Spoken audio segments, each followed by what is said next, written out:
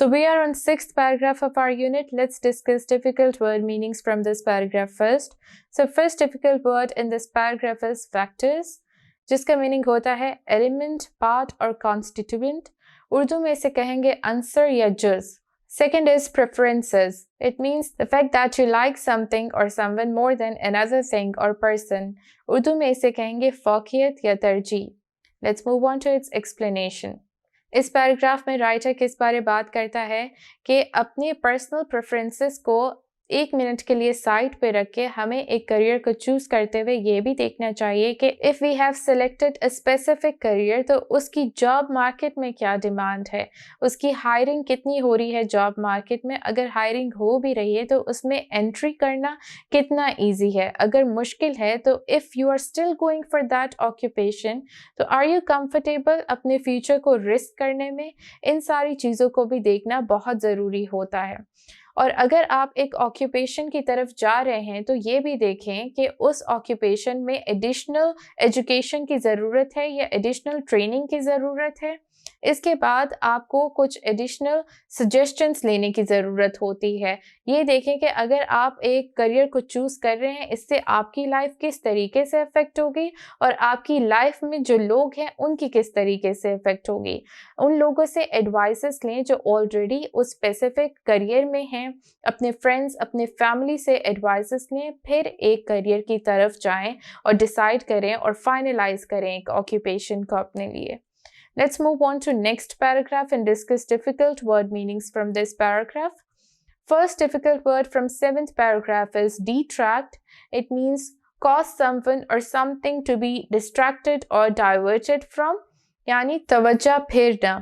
Second word is amend. It means to modify, change or edit, यानी तरमीम करना. Let's move on to its explanation.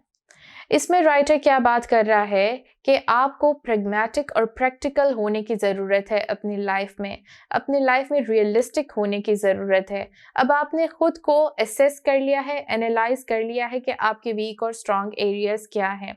तो उसको देखते हुए अपने साथ रियलिस्टिक एक्सपेक्टेशंस रखें, रियलिस्टिक गोल्स रखें. अगर आप अनरियलिस्टिक एक्सपेक्टेशंस और गोल्स रखेंगे और डे ड्रीमिंग करेंगे तो ये आपको अपने एक्चुअल गोल से डिट्रैक्ट कर देंगे, आपकी तवज्जो फेर देंगे, which is not good for your future. फिर राइटर कहता है इन सारी चीज़ों को नज़र में रखते हुए करियर एक्शन प्लान बनाएं. करियर एक्शन प्लान क्या होता है कि आपने एक प्रायोरिटी या गोल सेट कर लिया अपने करियर को अचीव करने के लिए. अब उस गोल को अचीव करने के लिए स्टेप्स लिखें उस प्लान में और जैसे जैसे आप उस स्टेप को कंप्लीट करते जाएं एक एक स्टेप के आगे चेक लगाते जाएं या टिक मार्क लगाते जाएं. और अगर with the passage of time आपका गोल या प्रायोरिटीज़ चेंज होते हैं it's completely fine. You can change your priorities and goal. But the thing is कि एक करियर एक्शन प्लान के थ्रू आप ऑर्गेनाइज तरीके से अपने करियर की तरफ जाते हो, अपने गोल की तरफ जाते हो. So it is a good thing in managing and organising your priorities, goals and career. Let's move on to last paragraph of this unit. And let's discuss difficult word meanings extracted from this paragraph. First word is beacon. It means a source of light or inspiration. It means chiraghi rah. Second is queries. It means a question in the mind, yani sawalat. Third is hesitate. It means to hold back in doubt or indecision, yani hichkichana. Let's move on to its explanation. अब writer क्या कहता है कि it is hope that these suggestions, जो भी मैंने suggestions या advices दी वो तुम्हारे काम आएंगे और तुम्हें मदद करेंगे कि तुम एक अच्छा करियर अपना सको, एक अच्छे ऑक्यूपेशन की तरफ जा सको.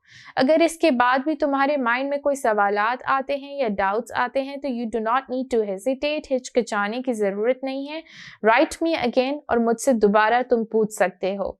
With kind regards, doctor Jamshed. So this was the end of the letter, and with this we have come towards the end of our today's video lecture.